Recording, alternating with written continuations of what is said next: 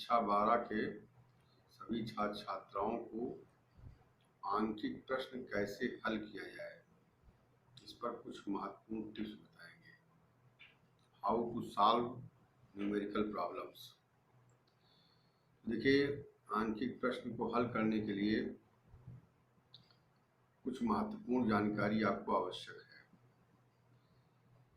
जैसा कि आंकिक प्रश्न को हल करने के लिए सबसे पहले उसकी भाषा को हमें समझना होता है कि आंकिक प्रश्न में हमसे क्या पूछा जा रहा है, क्या उसमें दिया गया है। उसके लैंग्वेज को, उसकी भाषा को पूर्ण रूप से समझना बहुत आवश्यक होता है। जब तक उसकी भाषा को हम ठीक से नहीं समझेंगे तब तक उसको हम हल नहीं कर सकते। जैसे कि आपका कोई मित्र आपसे चाइनीज भाषा में बात कर रहा है तो आप उसका जवाब नहीं दे सकते ठीक से, क्योंकि आप उसकी भाषा को समझ नहीं पाएंगे। तो उसकी भाषा को समझना जरूरी है। ठीक उसी प्रकार से न्यूमेरिकल की भाषा को भी समझना बहुत आवश्यक है। दूसरी चीज़ ये है कि वह न्यूमेरिकल किस सिद्धांत पर आधारित है, किस चैप्टर से रिलेटेड है, इसकी आपको पूर्ण जानकारी होनी चाहिए। ऑप्टिक्स का न्यूमेरिकल है कि इलेक्ट्रिसिटी का है कि मैग्नेटिज्म का है। इसके बाद जो है उस पर कौन सा फार्मूला लगता है। सबसे मेन चीज आती है किस फार्मूले पर आधारित है।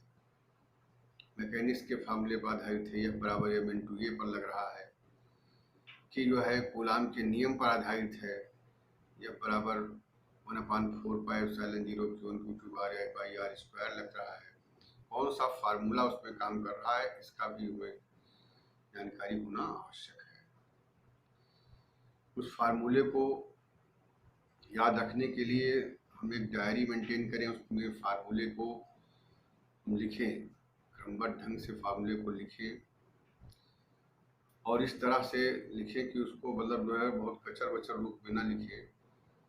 उसको हम थोड़ा स्पेस दे करके फार्मूले को नोट करें, ताकि अगर कोई हमें फार्मूले से संबंधित कोई नई जानकारी प्राप्त होती है अपने किसी छात्र के द्वारा, किसी मित्र के द्वारा या टीचर्स के द्वारा, या तो उसको हम जो स्पेस दे रहे हैं उस स्पेस पे फिर नोट कर सकें। तो इस तरह से जो है डायरी बना करके उस सूत्रों को जो है उसमें क्रमबद्ध ढंग से लिखना आवश्यक है, ताकि हमें सारे सूत्र जो है तैयार रहें। इसके बाद आता है यूनिट का। उसमें जो मात्रक भी आपको ध्यान रखना जरूरी है, क्योंकि कभी कभी कोई मान हमें सेंटीमीटर में दिया हुआ है, मिलीमीटर में दिया हुआ है, तो उसको हमें मीटर में कन्वर्ट करना होगा। तो सेंटीमीटर को बिना मीटर में कन्वर्ट किए अगर वो मान हम रख देंगे तो हमारा जो है फिर हल करना गलत हो जाएगा। तो सेंटीमीटर में है कि मिलीमीटर में है, उसको हमें मीटर में चेंज करना है। माइक्रो कूलाम में अगर आवेश दिया है तो उसको कूलाम में कन्वर्ट करना है। नैनो कूलाम में दिया है तो उसको कूलाम में कन्वर्ट करना है। तो इस तरह से यूनिट का भी विशेष जो है जानकारी होना आवश्यक है। फिर लास्ट में जो जिस भौतिक राशि का मान पूछा गया उसका हम मान निकालने के बाद आगे यूनिट लिखना ना भूलें, क्योंकि यूनिट आप नहीं लिखेंगे तो उस पर आपका अंक कट जाता है। तो इस तरह से इन सभी बातों को ध्यान में रखते हुए अगर आप न्यूमेरिकल प्रॉब्लम को सॉल्व करेंगे तो आशा ही नहीं, हमें पूर्ण विश्वास है कि आपका न्यूमेरिकल अवश्य हल होगा, इसमें कोई दो राय नहीं है। अब चलिए जो है इस महत्वपूर्ण टिप्स के बाद हम आपको आज कक्षा 12 के छात्रों को कूलाम के नियम पर आधारित NCERT बेस्ड आंकिक प्रश्न को हल करना बताएंगे। तो चलिए इसमें आज पहला आंकिक प्रश्न है इसका, वायु में एक दूसरे से 30 सेंटीमीटर दूरी पर रखे दो छोटे आवेशित गोलों पर क्रमशः 2 × 10⁻⁷ कूलाम तथा 3 × 10⁻⁷ कूलाम आवेश है, उनके बीच कितना वैद्युत बल है। अब देखिए, फर्स्ट ऑफ ऑल में देखना इस प्रश्न में हमें क्या ज्ञात है, क्या दिया गया है। तो देखिए इसमें दिया है प्रथम आवेश Q1 बराबर दिया है 2 × 10⁻⁷ कूलाम। दूसरा आवेश Q2 का मान दिया हुआ है 3 गुणे 10⁻⁷ कूलम तथा इनके बीच की दूरी r बराबर दिया हुआ है स्मॉल r बराबर 30 सेंटीमीटर। अब देखिए सेंटीमीटर में दिया हुआ है, इसे हमें MKS या SI प्रणाली में चेंज करना होगा, इसको मीटर में बदलना होगा। तो 30 सेंटीमीटर को मीटर में बदलने के लिए इसको 100 से हम भाग कर देंगे, 0.30 मीटर हो जाएगा, या 10⁻² से गुणा कर देंगे तो 30 गुणे 10⁻² मीटर हो जाएगा, या इसको हल करके लिख सकते हैं 3 गुणे 10⁻1 मीटर। अब यहाँ देखिए दो आवेश आपके हो गए Q1 Q2, इनके बीच की दूरी हो गई 30 सेंटीमीटर या 3 गुणे 10⁻1 मीटर। अब हमें इसमें इनके बीच लगने वाला बल निकालना है, तो इसके लिए हम कूलाम के नियम का उपयोग करेंगे और सूत्र लगाएंगे। वैद्युत बल F बराबर 1/4 पाई एप्सिलॉन 0 या इसको एप्सिलॉन नॉट भी पढ़ते हैं इंटू Q1 Q2 बटे r²। इस सूत्र में हम मान रखेंगे 1/4 पाई एप्सिलॉन नॉट का मान होता है 9 गुणे 10⁻⁹। Q1 का मान होता है 2 गुणे 10⁻⁷। Q2 का मान इसमें हम रखेंगे 3 गुणे 10⁻⁷। और आवेशों के बीच की जो दूरी है r का मान हम 0.30 मीटर रख करके इसका होल स्क्वायर कर देंगे। इसके बाद इसको हल करेंगे तो 9 गुणे 10⁻⁹ इसे हमने लिख दिया, 2 गुणे 10⁻⁷ हो गया, गुणे 3 गुणे 10⁻⁷ हो गया। अब जो r का मान है इसको हमने घात में लिख दिया 30 गुणे 10⁻², तो इसका होल स्क्वायर कर दिया। इसके पश्चात देखिए 9 गुणे 10⁻⁹ इसे लिख दिया हमने, 2 गुणे 10⁻⁷ तो 3 गुणे 10⁻⁷ को हमने मल्टीप्लाई कर दिया है, 6 गुणे 10⁻14 हो गया, और r का मान 3 गुणे 10⁻1 इसका होल स्क्वायर कर दिया है। ऊपर आ गया 9 गुणे 10⁻9 गुणे 6 गुणे 10⁻14 बटे नीचे हर में आ जाएगा 9 गुणे 10⁻²। 9 9 कट जाएगा, बचा 6 और घात को इकट्ठा कर लेंगे, 10⁻² ऊपर चला जाएगा तो 9 और 2 10⁻11 हो जाएगा, 10⁻11 माइनस 14 10⁻³ हो जाएगा और आगे 6 आ जाएगा, 6 गुणे 10⁻³ न्यूटन। अब चूंकि दोनों आवेश समान प्रकृति के हैं तो इनके बीच जो बल लगेगा, बल की प्रकृति क्या होगी, प्रतिकर्षण होगी, यानी प्रतिकर्षण बल लगेगा। तो इस तरह से ये प्रश्न आपका हल हो गया। दूसरा क्वेश्चन है, देखिए ये भी एनसीईआरटी पर आधारित है। 0.4 माइक्रो कूलाम आवेश के किसी छोटे गोले पर किसी अन्य छोटे आवेशित गोले के कारण वायु में 0.2 न्यूटन बल लगता है। यदि दूसरे गोले पर -0.8 माइक्रो कूलाम आवेश हो तो याद कीजिए नंबर ए दोनों गोलों के बीच की दूरी कितनी है, नंबर बी दूसरे गोले पर पहले गोले के कारण कितना वैद्युत बल लगता है। देखिए सबसे पहले इसमें हमें ए पार्ट हल करना है, तो देखना है इसमें क्या क्या हमें मालूम है, क्या इसमें ज्ञात है। देखिए इसमें दिया है Q1 बराबर 0.4 माइक्रो कूलाम, तो इसको हम लिखेंगे 0.4 गुणे 10⁻⁶ कूलाम, या इसको हल करके लिख सकते हैं 4 गुणे 10⁻⁷ कूलाम। दूसरा Q2 बराबर दिया है -0.8 माइक्रो कूलाम, यानी -0.8 गुणे 10⁻⁶ कूलाम, या बराबर -8 गुणे 10⁻⁷ कूलाम। और बल का मान दिया है यह बराबर 0.2 न्यूटन, या इसको घात के रूप में लिख लेंगे 2 गुणे 10⁻⁻1 न्यूटन। और हमें r का मान ज्ञात करना है। इसमें देखिए एक बल आपका Q1 का मान पॉजिटिव है तो Q2 का मान नेगेटिव है, इसका मतलब उनके बीच में आकर्षण बल लगेगा। दोनों विपरीत प्रकार के आवेश है तो आकर्षण लगेगा। इन सूत्र में जब मान रखेंगे तो उसमें चिन्ह का कोई प्रयोग नहीं करेंगे। चिन्ह का मतलब यही है कि उसमें विपरीत है तो आकर्षण, समान है तो प्रतिकर्षण। तो देखिए सूत्र अब लगा देंगे, वैद्युत बल F बराबर 9 गुणे 10⁹ Q1 Q2 बाई r²। इसमें हमें 1/4 पाई एप्सिलॉन 0 नहीं लिखा है, सीधा उसका मान रख दिया है, क्योंकि हमें आंकिक प्रश्न हल करना है तो मान तो रखना ही पड़ेगा, तो सीधे हमने उसी मान ही रख दिया। अब देखिए आर स्क्वायर बराबर हो जाएगा 9 गुणे 10 घात 9 Q1 Q2 बाई एफ।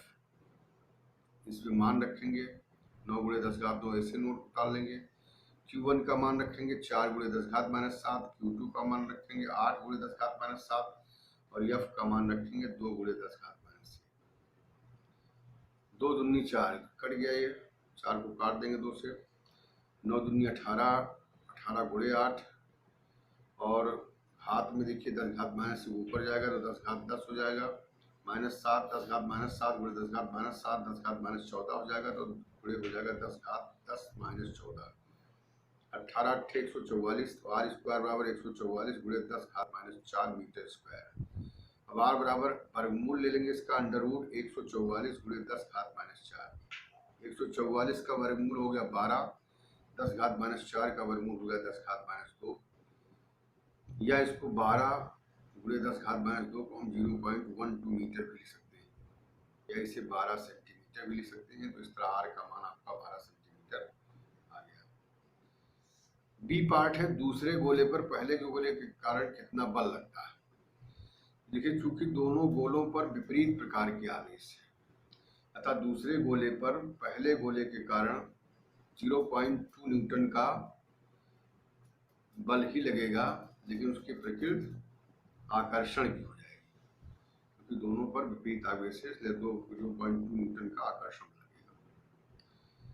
चलिए ठीक है, दूसरा प्रश्न हो गया, ये भी आपको समझ में आ गया होगा। तीसरा क्वेश्चन है, देखिए जांच द्वारा सुनिश्चित कीजिए कि K इंटू स्मॉल ई square upon capital G into m into small e m e इसको into M p. M e का मतलब होता है mass of electron, m p का मतलब यहाँ है mass of proton. K e square बटे capital G M E into M p विमाहीन है। भौतिक नियतांकों की सारणी देखकर इस अनुपात का मान ज्ञात कीजिए। यह अनुपात क्या बताता है?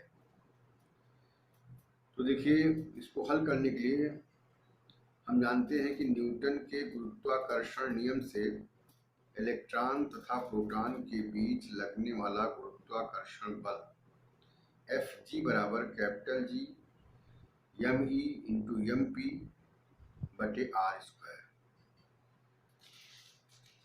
कूलाम के नियमानुसार दोनों के बीच लगने वाला जो वैद्युत बल है F ई बराबर हो जाएगा K इंटू ई गुणे ई बटे आर स्क्वायर, क्योंकि जितना इलेक्ट्रॉन पर आवेश होता है उतना प्रोटॉन पर भी होता है। दोनों को हमने यहाँ ई गुणे ई लिख दिया है। K जो है वही 1/4πε0 को K लिख दिया है। तो इस तरह से ये जो है कूलाम के नियमानुसार इलेक्ट्रिक फोर्स का मान हो गया। तो दोनों का अनुपात निकालेंगे, F E electric force upon F G gravitational force, भाग करेंगे। एफ जी बराबर जो लिखा है उसको समीकरण 1 मान लीजिए, और एफ ई बराबर जो लिखा है उसको समीकरण 2 मान लीजिए। समीकरण 2 को समीकरण 1 से भाग देने पर यानी एफ ई बटवान एफ जी बराबर क्या हो जाएगा, हल कर लेंगे तो आ जाएगा K into E square small ई स्क्वायर बटे कैपिटल जी एम ई इंटू एम पी। अब इनका मान रखेंगे, के का मान 9 गुणे 10 घात 9 हो जाएगा। स्मॉल ई इलेक्ट्रॉनिक आवेश है, इसका मान 1.6 गुणे 10 घात -19 हो जाएगा, इसका होल स्क्वायर हो जाएगा, बटे कैपिटल जी गुरुत्वाकर्षण नियतांक है, इसका मान 6.67 गुणे 10 घात -11 हो जाएगा। M E mass of electron है, इसका मान 9.1 गुणे 10 घात -31 हो जाएगा। एम पी आपका मास ऑफ प्रोटॉन है, इसका मान 1.67 गुणे 10 घात -27 किलोग्राम हो जाएगा। इन सभी को रख करके आप इसको हल कर लेंगे तो इसका अनुपात आ जाएगा 2.3 गुणे 10 घात 39। तो इस तरह से इलेक्ट्रिक फोर्स और ग्रेविटेशनल फोर्स का अनुपात यहाँ रहा है 2.3 गुणे 10 घात 39। ये जो है एक समान दूरी पर रखे इलेक्ट्रॉन तथा प्रोटॉन के बीच वैद्युत बल Fe तथा गुरुत्वाकर्षण बल Fg का अनुपात है। दो बलों का अनुपात है, यानी दो समान भौतिक राशियों का अनुपात है, अतः दिया गया अनुपात Fe/Fg क्या होगा, विमाहीन है, क्योंकि अनुपात की कोई विमा नहीं थी। और अनुपात ये बताता है कि वैद्युत बल गुरुत्वाकर्षण बल की अपेक्षा बहुत अधिक प्रबल है। देखिए 10⁻39 गुना आ रहा है, बहुत अधिक प्रबल है वैद्युत बल, यहाँ गुरुत्व बल की अपेक्षा बहुत अधिक प्रबल है। चौथा क्वेश्चन आपका है, देखिए चौथा अंकित प्रश्न है, चौथा का ए पार्ट है, दो विद्युत रोधी आवेशित तांबे के गोलों कैपिटल ए तथा बी के केंद्रों के बीच की दूरी 50 सेंटीमीटर है।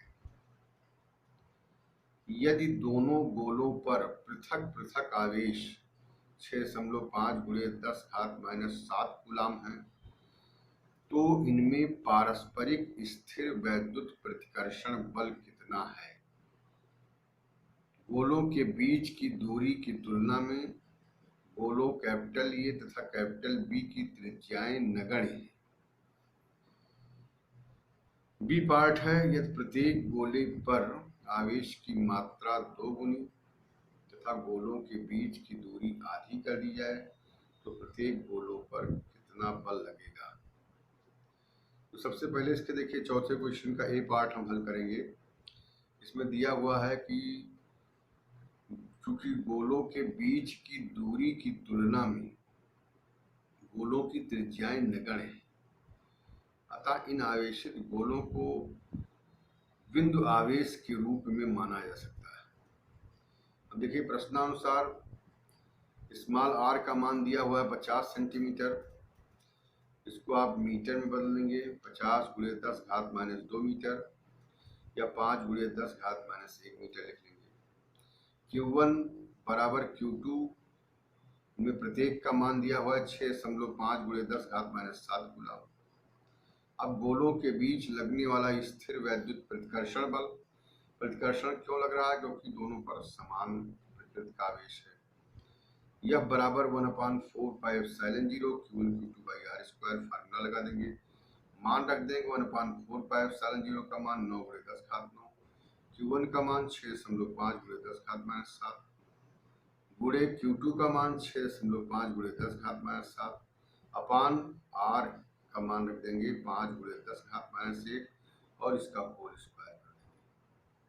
अब इसको सॉल्व करेंगे, अंक है अंक को किनारे कर लिए, 9 × 6.5 × 6.5 घात को इकट्ठा कर लिए 10⁻9 10⁻⁷ 10⁻⁷ 10⁻14 हो जाएगा बटे 5 का वर्ग 25 × 10⁻1 का वर्ग 10⁻2 हो जाएगा।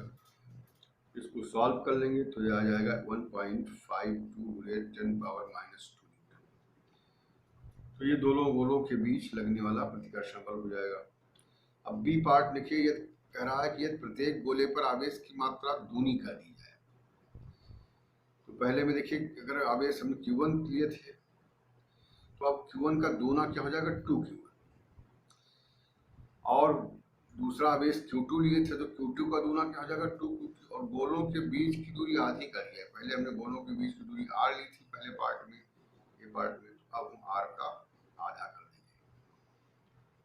तो बी पार्ट देखिए हल करने के लिए, यदि आवेश Q1 डैश बराबर कर दे 2Q1, Q2 डैश बराबर कर दे 2Q2 और इनके बीच की दूरी यानी Q1 डैश और Q2 डैश के बीच की दूरी R डैश बराबर कर दे R/2, तब गोलों के बीच वैद्युत बल F डैश बराबर 1/4πε0 Q1 डैश × Q2 डैश बटे R डैश का स्क्वायर। मान रख देंगे 1/4πε0, Q1 डैश का मान 2Q1, Q2 डैश का मान 2Q2, R डैश का मान R/2 और इसका होल स्क्वायर कर देंगे। अब देखिए इसको सॉल्व कर लेंगे, सॉल्व करने पर आ जाएगा 16 × 1/4πε0 Q1Q2/r², 1/4πε0 Q1Q2/r², ये आपका बल F है ए पार्ट में, ये आ जाएगा 16F, यानी 16 गुना हो जाएगा गोलों के बीच बल। तो 16 गुणे F का मान पहले हमने ए पार्ट में ज्ञात किया है, 1.52 गुणे 10⁻² न्यूटन, गुणा कर देंगे तो ये आ जाएगा इसका आंसर 0.243 न्यूटन। अब देखिए जो पांचवा न्यूमेरिकल प्रॉब्लम है एनसीईआरटी बेस्ड, ये चौथे वाले क्वेश्चन से थोड़ा रिलेटेड है। इसमें देखिए दिया है, मान लीजिए प्रश्न नंबर 4 में गोले ए तथा बी साइज में सर्वसम है, यानी आइडेंटिकल है, तथा इसी साइज का कोई तीसरा अनावेशित गोला, अनावेशित मतलब उसको कोई चार्ज नहीं, पहले गोले के संपर्क तत्पश्चात दूसरे गोले के संपर्क में लाकर अंत में दोनों से ही हटा लिया जाता है। अब ए तथा बी के बीच प्रतिकर्षण बल कितना है? तो देखिए चौथे प्रश्न की बात इसमें की गई है, जिक्र किया गया है कि चौथे प्रश्न में अगर मान लिया जाए कि ए और बी साइज में सर्वसम है और इसी साइज का कोई तीसरा अनावेशित गोला पहले गोले के संपर्क करा के बाद दूसरे गोले से संपर्क मिलाने के बाद में हटा दिया जाए। प्रारंभ में देखिए, हल करने के लिए प्रारंभ में गोले ए व बी प्रत्येक पर आवेश दिया हुआ है Q1 बराबर Q2 बराबर 6.5 गुणे 10⁻⁷ कूलम। अब तीसरा गोला जो हम ले रहे हैं उस पर कोई आवेश नहीं है, तीसरे गोले पर आवेश Q3 बराबर 0 है। अब तीसरे गोले को हम पहले गोले ए के संपर्क में लाते हैं तो पहले व तीसरे प्रत्येक पर आवेश क्या हो जाएगा, Q1 डैश बराबर आवेश समान रूप से डिस्ट्रीब्यूट हो जाएगा। तो Q1 डैश बराबर यहाँ जाएगा Q1 प्लस Q3 और इसका आधा।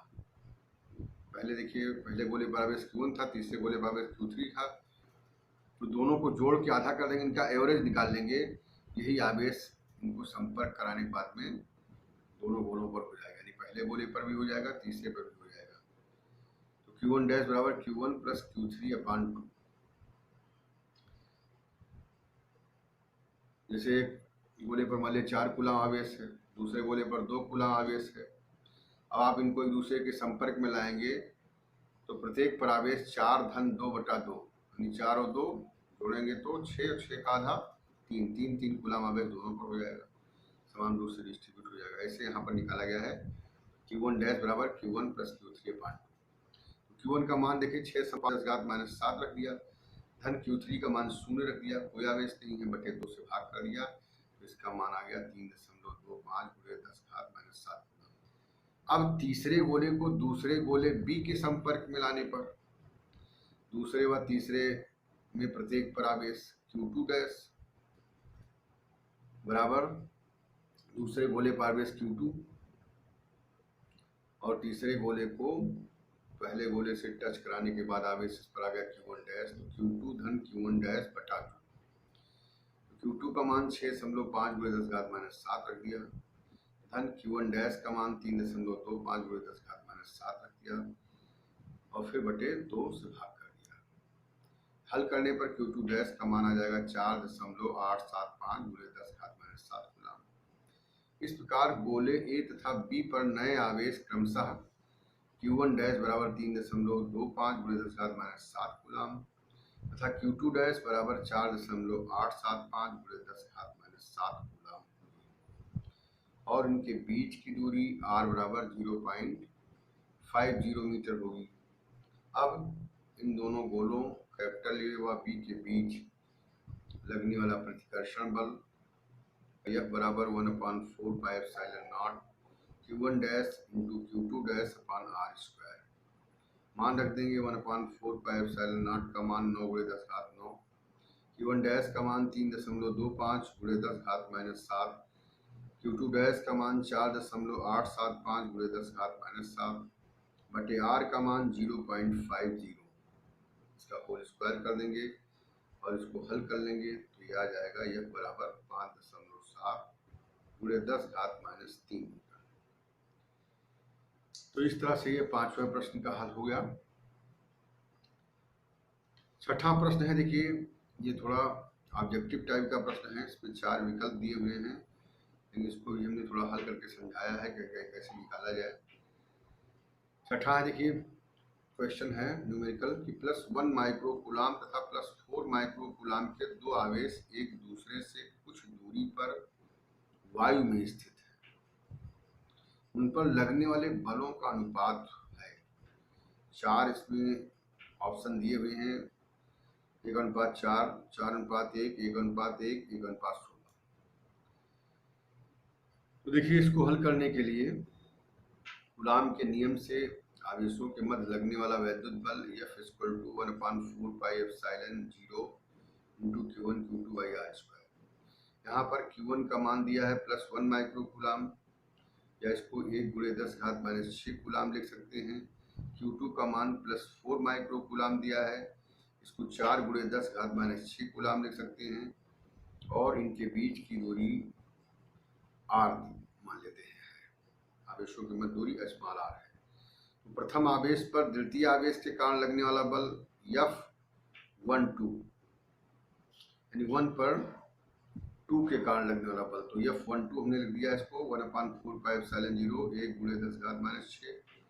Q1 का मान, Q2 का मान 4 × 10⁻⁶ बटे R12 का होल स्क्वायर, यानी यहाँ पर 1 आवेश से 2 आवेश के बीच की दूरी को R12 मान लिया गया है। द्वितीय आवेश पर प्रथम आवेश के कारण लगने वाला बल F21, यानी 2 पर 1 के कारण लगने वाला बल हो जाएगा F21 = 1/4πε0 1 × 10⁻⁶ × 4 × 10⁻⁶ बटे R21 का होल स्क्वायर। यहाँ पर देखिए चूंकि R12 बराबर हो जाएगा R21, यानी पहले से दूसरे आवेश के बीच की दूरी, दूसरे और पहले आवेश के बीच की दूरी क्या है, समान है। इसलिए F12 बराबर हो जाएगा F21, यानी पहले आवेश पर दूसरे के कारण लगने वाला बल और दूसरे आवेश पर पहले आवेश के कारण लगने वाला बल दोनों बराबर होंगे। तो दोनों का अनुपात क्या हो जाएगा, F12 अनुपात F21 = 1:1। दोनों का अनुपात आ जाएगा 1:1, अतः विकल्प सी ही इसका सही आंसर होगा। अब देखिए इसमें 7वां क्वेश्चन है, 7वां न्यूमेरिकल प्रॉब्लम है, बोर्ड में पूछा गया है, बहुत इंपॉर्टेंट क्वेश्चन है। एक 92 U-238 परमाणु अल्फा कण उत्सर्जित करता है।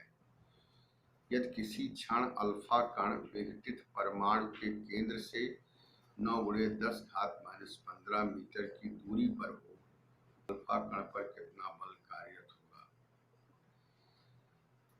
तो देखिए एक हम समूह विस्थापन का नियम रेडियो एक्टिविटी चैप्टर में पढ़ते हैं कि जब कोई अल्फा कण किसी परमाणु से निकलता है तो उस परमाणु के परमाणु क्रमांक में 2 यूनिट की और द्रव्यमान संख्या में 4 यूनिट की कमी हो जाती है, क्योंकि तो अल्फा कण हीलियम परमाणु का नाभिक होता है। तो हीलियम परमाणु का संकेत होता है 2He4। यहाँ पर देखिए 92 U-238 यानी यूरेनियम का परमाणु है, इसमें से एक अल्फा कण निकलता है, तो इसके परमाणु क्रमांक में 2 यूनिट की कमी हो जाएगी और द्रव्यमान संख्या में 4 की। तो जो नया आपका विघटित परमाणु होगा, मान लीजिए X है, 90X234 हो जाएगा। अब 92 U-238 परमाणु से अल्फा कण के उत्सर्जन के बाद विघटित परमाणु के नाभिक पर आवेश Q1 बराबर 92 -2, 90 प्रोटॉन इसमें बचा, परमाणु क्रमांक इसका 90 हो गया, तो यही जो है इसमें प्रोटॉनों की संख्या हो जाएगी, यही इसमें इलेक्ट्रॉनों की संख्या हो जाएगी, तो 90E + 90E आवेश हो जाएगा। 90 को स्मॉल e का मान रख देंगे, 0.6 × 10⁻19 से गुणा कर देंगे, यह आ जाएगा 144 × 10⁻19 कूलम। दूसरा है अल्फा कण पर आवेश Q2 बराबर +2E, +2E का मान रख देंगे 0.6 × 10⁻19, तो ये हो जाएगा +3.2 × 10⁻19 कूलम। और विघटित परमाणु तथा अल्फा कण के बीच की दूरी क्या है, यहाँ पर R बराबर 9 × 10⁻15 मीटर। अतः अल्फा कण पर कार्यरत बल F बराबर, सूत्र लगा देंगे 9 × 10⁹ Q1 Q2/r²। 9 गुणे 10 घात 9, Q1 का मान 144 गुणे 10 घात -19, Q2 का मान 3.2 गुणे 10 घात -19 और R का मान 9 गुणे 10 घात -15 का होल स्क्वायर। तो इसको हल कर लेंगे, जो इसके अंक हैं उनको इकट्ठा कर लीजिए। 9 गुणे 3.2 गुणे 144, घात को इकट्ठा कर लिए 10 घात -29 हो जाएगा ऊपर, बटे 9 का वर्ग 81, 10 घात -15 का वर्ग 10 घात -30। तो सॉल्व कर लेंगे तो ये आ जाएगा 512 न्यूटन। तो इस तरह 7 अंक में आपको हल करा दिए हैं और ये समझ में आ गया होंगे आपके। इन्हीं पर आधारित कुछ हम होमवर्क आपको दे रहे हैं हल करने के लिए। इसको हल करके इसकी जो है फोटो खींच करके डालेंगे ग्रुप में, तो हम देखेंगे कि आपका सही लगा हुआ है कि गलत है, तो उस हिसाब से आपको हम बताएंगे।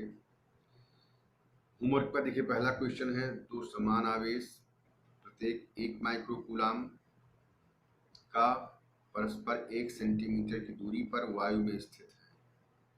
आवेशों के मध्य कार्यरत वैद्युत बल ज्ञात कीजिए।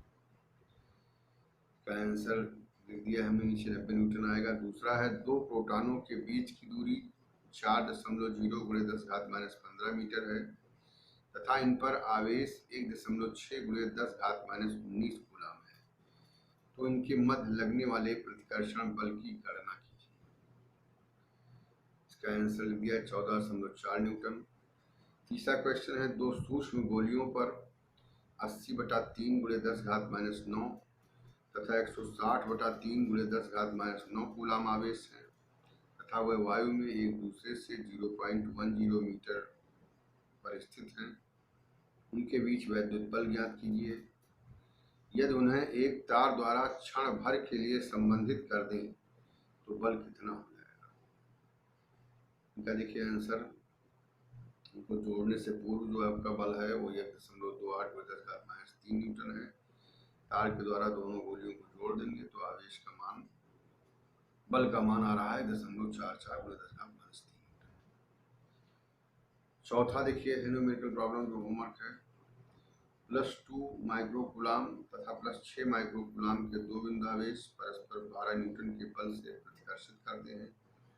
यदि इन आवेशों में से प्रत्येक को -4 माइक्रोकूलाम का आवेश और दिया जाए तो अब बल कितना होगा। और पांचवा क्वेश्चन है, एक निश्चित दूरी पर स्थित दो इलेक्ट्रॉनों के बीच वैद्युत बल F न्यूटन है। इससे आधी दूरी पर दो प्रोटॉनों के बीच वैद्युत बल कितना होगा। तो इस तरह से इसको सॉल्व करेंगे।